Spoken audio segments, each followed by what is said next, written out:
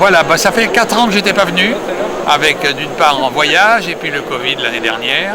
Et puis actuellement notre bateau est en Australie, on attend que les frontières s'ouvrent. Donc entre-temps, on a donc publié ce livre sur la Nouvelle-Zélande avec visite très approfondie aussi bien de l'île Nord que l'île Sud, avec beaucoup de spectacles merveilleux et puis des rencontres avec des tas de gens, des familles maoris, des gens, aussi des voyageurs, des gens qui sont installés en Nouvelle-Zélande pour quelques mois, quelques semaines, quelques années ou la vie entière, comme par exemple ici un garçon qui a fait un vignoble, qui dirige un vignoble du côté de Marlborough, un vignoble très célèbre, et puis d'autres, une photographe. On parle des grandes personnalités comme Jane Campion, comme Catherine Mansfield ou comme Peter Jackson et d'autres grandes personnalités artistiques et culturelles de la Nouvelle-Zélande.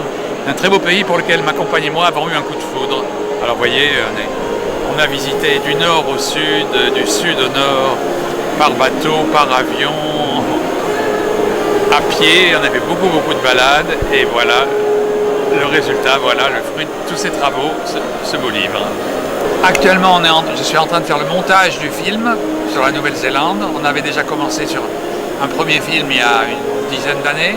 Et là, on fait un film entier qu'on va présenter en tournée, en conférence dans les cinémas CGR et dans toute la France au mois de mars. On a un site internet qui est antoine.tv. Mais là, on y trouve plutôt à télécharger les films et les différents films qu'on réalise. Et pour les livres, il vaut mieux aller chez votre libraire. Et s'il ne l'a pas, vous lui demandez, il le commande, il le fait venir. Ben, je suis né voyageur. Je suis né à Madagascar. Mon père était ingénieur des travaux publics de la France d'outre-mer. C'est-à-dire qu'on partait, on le suivait, et on partait à Madagascar, à Saint-Pierre-et-Miquelon, au Cameroun. Donc j'ai fait beaucoup de traversées, mais sur des paquebots, ou des cargos mixtes, quand j'étais petit. Et puis ensuite j'ai beaucoup voyagé jeune sur la route, en autostop, tout ça. Et puis la chanson est arrivée, m'a emmené voyager, mais je voyais plus que les théâtres, les stades, les hôtels et les aéroports. Et tout d'un coup j'ai découvert le bateau que j'ignorais, dans le voilier, quoi. Et en 74, à l'âge de 30 ans, je suis parti naviguer pour une croisière dont je pensais qu'elle durerait 5 ou 6 ans, et ça fait 48 ans que ça dure. J'ai toujours un harmonica, mais la guitare, bon, j'ai 77 ans, les mains sont un peu d'arthrose, comme mon grand modèle Bob Dylan, je ne peux plus jouer de guitare malheureusement. J'ai eu beaucoup de succès en France, c'était essentiellement bien sûr des élucubrations. Ma mère m'a dit Antoine, il faut couper les jeux, mais également Je l'appelle Cannelle, également le match de football, le ratata, Touchez pas à la mer, la motogodille.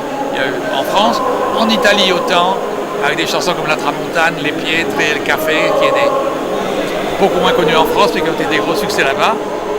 Mais aussi j'ai la chance d'avoir eu des tas de succès dans les livres, dans les films, avec les livres chez Gallimard, les films chez Warner, donc je ne peux absolument pas me plaindre. Le succès est venu frapper à la porte et je parle à peine du succès de la campagne publicitaire pour les lunettes des opticiens Atoll, qui était aussi un beau succès, une belle réussite et amusante en plus. Et bien ne pas avoir peur et savoir. Moi j'ai un conseil que m'a donné un jour Bernard Moitessier, c'est que le plus grand voyage commence par un petit pas. Alors on peut faire des tas de petits pas en évitant de prendre des mouvements irréversibles. On fait des petits pas et en additionnant des petits pas, on s'aperçoit qu'au bout d'un moment on a parcouru du chemin et qu'on a peut-être déjà changé de continent ou changé de vie grâce à une succession de petits pas.